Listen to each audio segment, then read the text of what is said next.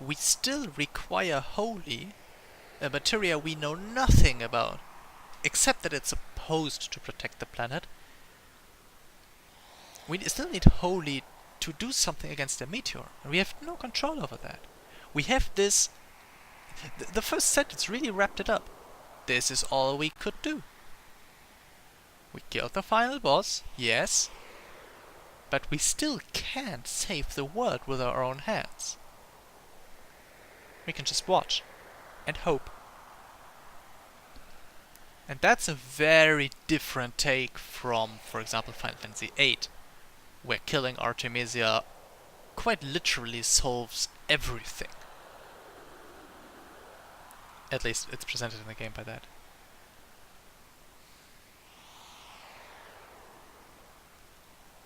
And I mean, it's still a big victory they did. Oh, by the way. They achieved, so it's not like they want to downplay your achievement. At least not that much.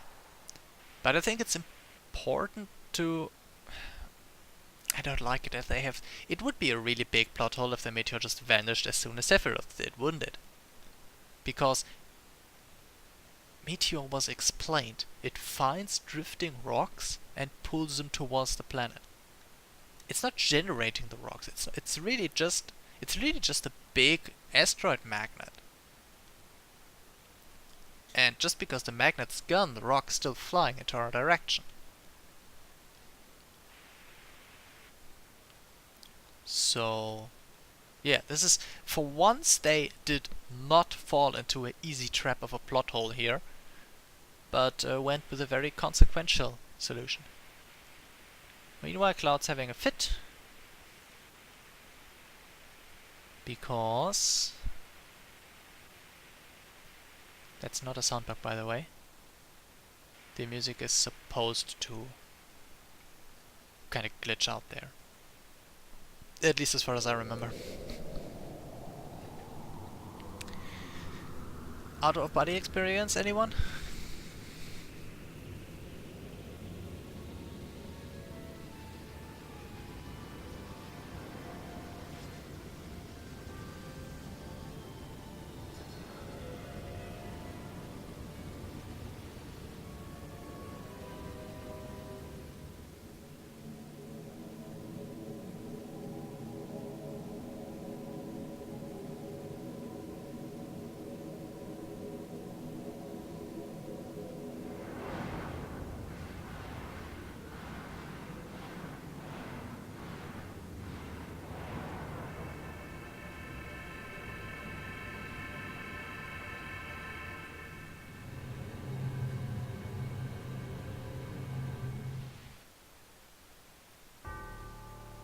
We're having one final showdown. And this fight is very, very... Can I pause it? No. It's very scripted. We can turn immediately. Our materia don't work. We will counter every attack he does. And our limit is automatically filled. And independently of what we have learned before, we can use Omni Slash in this fight. And we have a much higher attack than we usually do, I think. Also, Sephiroth has only 1 HP, so every attack you do will kill him. And it's just... Yeah, it's just a glorified...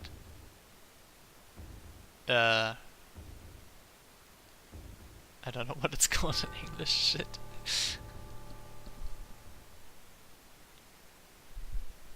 It's a death stroke. It's one fancy death stroke.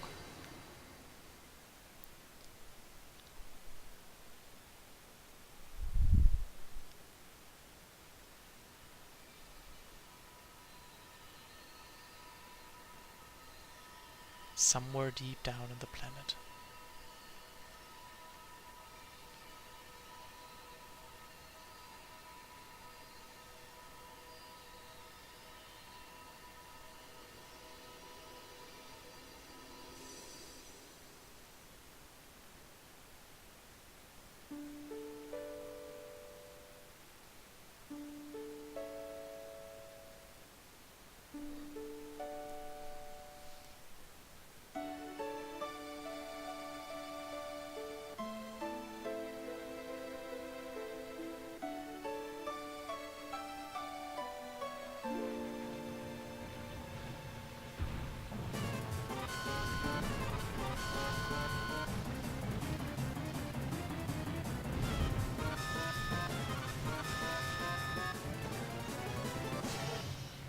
Remember, it was all just a vision. Although not just a vision.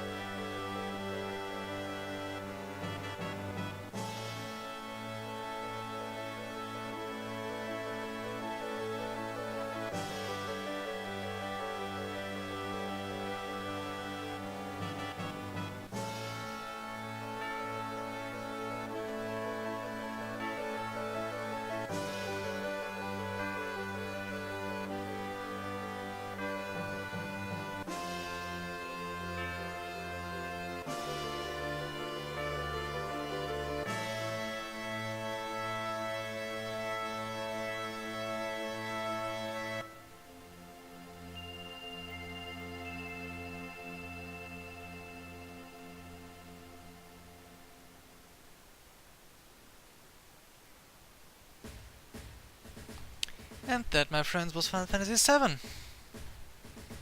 There's an after credit scene, so we're gonna wait through this. But I think I got my own share of things to say now. I guess most of you have their own opinion of the game now. They love it, they hate it, maybe a bit of both.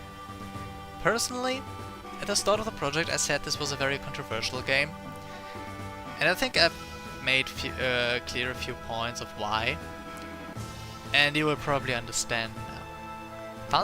Personally, I think Final Fantasy VII has its strength. It has a very nice world building. It has good dramaturgic curves and arcs and an arc-like structure and everything.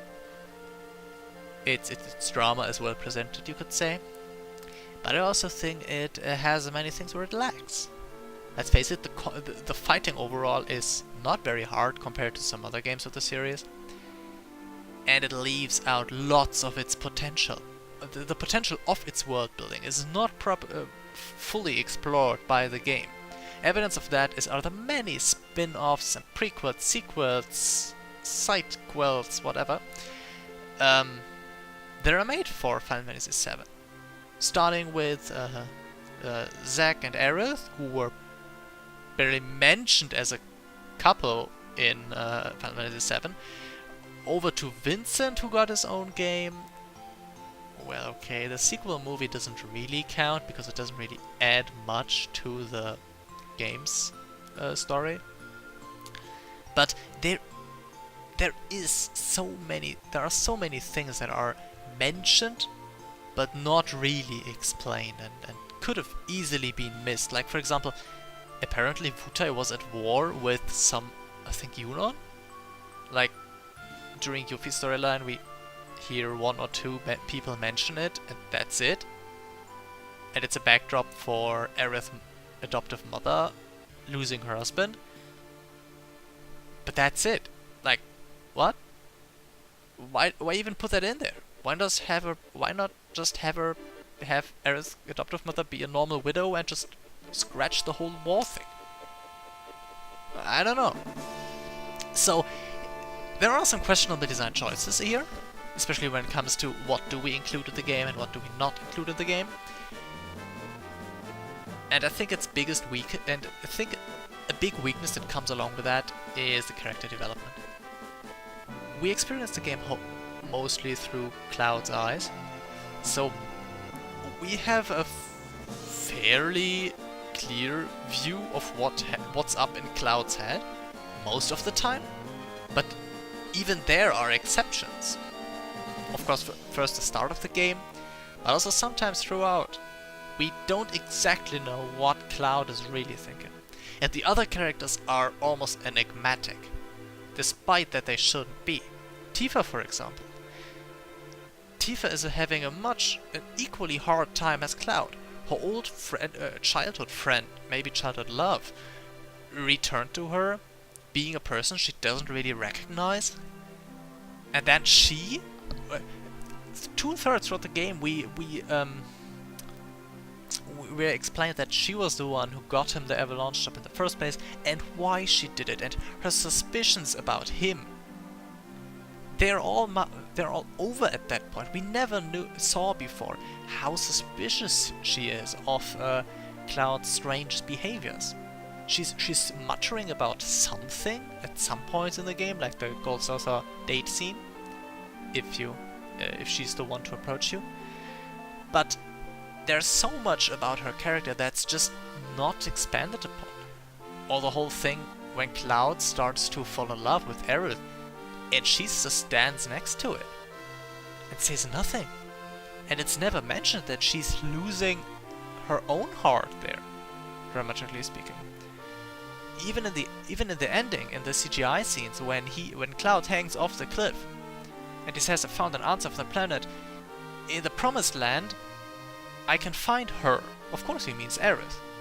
And Tifa's just swallowing down, hiding her face, maybe crying a tear, and says, "Yes, let's go find her." Why isn't Tifa? Tifa is such a rich character in this, but it's only hinted at in the slightest manner. Not to mention Barrett with his whole... Okay, Barrett has his own arc that explains his feelings in general, but I think Barrett would have made a great central character in the game as too. And then you have characters like Nanaki, who, let's face it, serve no purpose in the game whatsoever. Nanaki serves to drop mystical things because he knows things that he shouldn't even be supposed to know. Like, how does he even know all the stuff about Holy at the end? Why is he the one who knows that Holy is supposed to move it? And the crater will be quite devastated after that? How does he know that? And why doesn't everyone else know that? It's can't know that really. He's basically just a plot hook to introduce Bugenhagen, who is much more used. If you don't train Nanaki, Bugenhagen is literally more useful to the group than Nanaki himself. And I think that's kinda sad.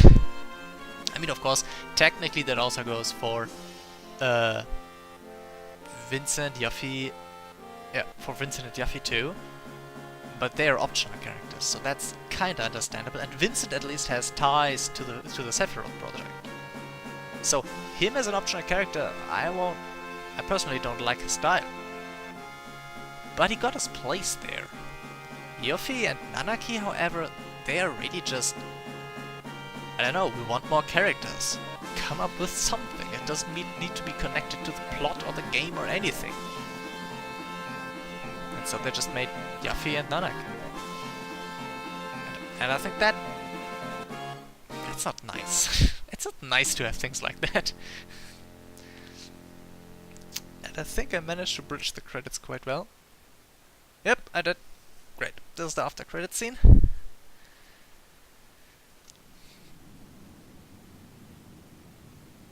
I'm gonna continue talking after that.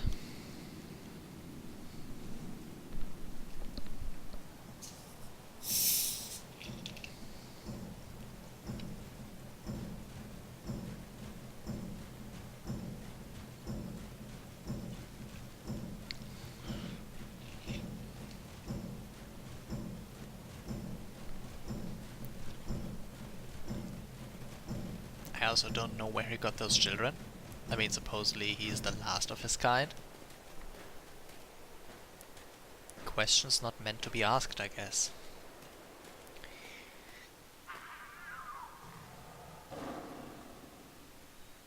But yeah. I guess this credit scene is mostly served to not have fans theorize that the planet was indeed destroyed. Holy did his job. At least it did repel the meteor. Who knows what else it did? Boom. Done. Now the game's finished. But yeah, continuing the line from before. The character development is probably one of the weakest points of Final Fantasy VII. And I think it's quite a glaring one, let's be honest. So there are many stylistic things, like I don't like minigames. Okay, you won't like Final Fantasy VII because it has minigames all over the place. Tough luck. I can understand if people say they don't like Final Fantasy VII, but I can't understand people who say Final Fantasy VII didn't have its strengths. Because I think it did. It did have strong points, it did have episodes where you just can't stop playing because you really need to see where this is going. And yeah.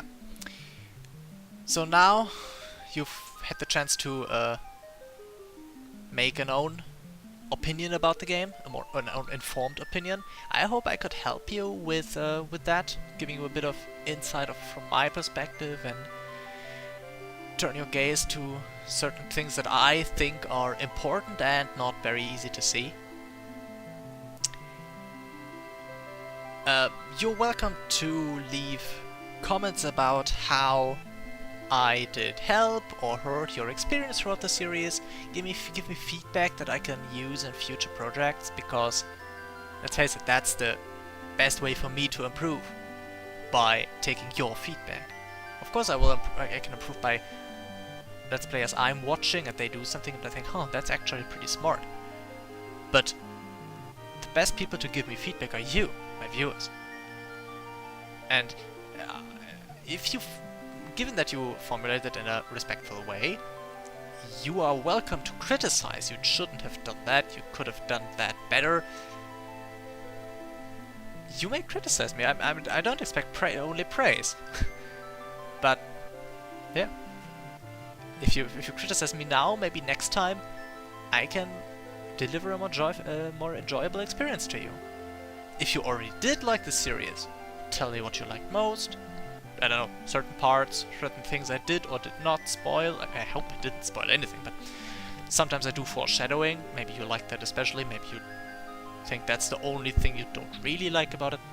Tell me whatever you think, so I can think about strengthening my strengths or working on my weaknesses. And just know what you think about the things I'm doing and saying.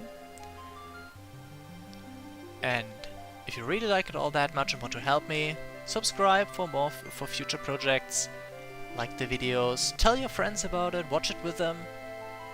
That's how I was brought to Let's Playing. My girlfriend back then was like, you should really watch this, I'm sure you'd like it. And it was like a horror game, and I hate horror games. And she was like, no, you're gonna like it, this commentary is great. Oh, but it's horror and you don't care. And in the end, look where it made me be. Look where I came to be after that. So, sharing is caring. And I think that's enough blabbling for now.